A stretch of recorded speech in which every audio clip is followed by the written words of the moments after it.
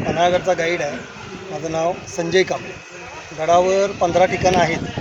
त्यातली 7 उतरून बघायची आणि बाकीची शासनाने ताब्यात घेतलेली इमारती जे तुम्हाला मी आत्ता दाखवतो. हां, ओके. फोन नंबर नको. गडा दिला होता ना, सुरुवातीला त्या शिवाजी महाराजांना पकडण्यासाठी 7 किलोमीटरपासून उद्या तोफगोळे पाहिजे. पण तोफगोळे हे दररोज न लागता दुसरीकडनं. इकडे लक्ष द्या.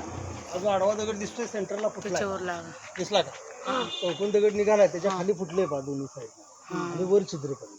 पण ते 7 किलोमीटरपासून मारल्यामुळे काय झाली, रेंज कमी झाली, ताकद कमी पडली. ताकद जास्त आहे तर हा दरवाजा फुटला. त्यानंतर किल्ल्याचे दरवाजे बंद झाले की आधीमध्ये उघडले जातो सकाळी 6:00. मग सांकेतिक भाषा असायची, कोडवर. म्हणजे दोन्हीकडनं तो माणूस आपला ओळखला गेला. दररोज उघडले जातो. भगवीवर गेलेली खिडकी दिसते का? तिथून त्यांना दोरखंड टाकून रशी टाकून आतमध्ये घेतलं जायचं. त्याच्यावर पहा तोफ ठेवण्याचं ठिकाण. आणि आता जो आहे किल्ला बघा, आता इकडनं जाणवतो. आता वाटतं की आपण किल्ल्यावर होतो.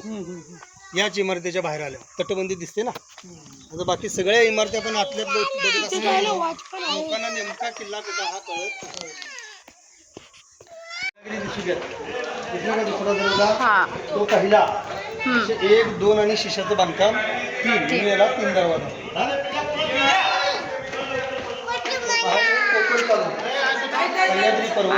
गाडी येते मी सांगतोय हा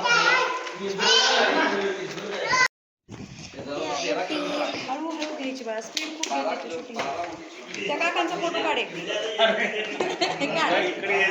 काका रवीतले हा काढ बघा त्यांचा एक फोटो. कर्नल नीट या काढ.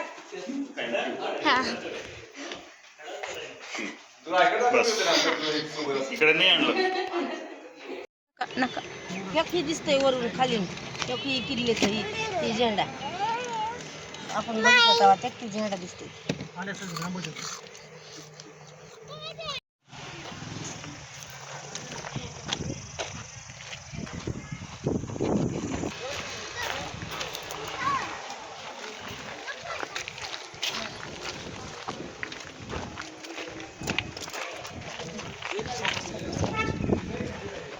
सांगत नाही मी.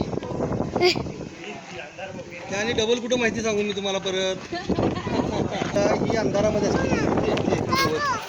तिथे बाळ इथे मी खाली शिकली माझ्या चेहऱ्यावर लावतो. खाली तळमजला विहिरीचा आहे. विहिरीला अंधार बाव म्हणतात. कोकणी भाषेत विहिरीला बावडी म्हणलं जातं. तर अशा विहिरी ठेवण्याचं कारण का, तर पन्हाळगडावरच्या बाकीच्या विहिरी आहेत ह्या विहिरी उघड्यावर असायच्या. त्यामुळे व्हायचं काय, परकीय शत्रू येऊन वेश बदलून विषबाधा करून जायचा.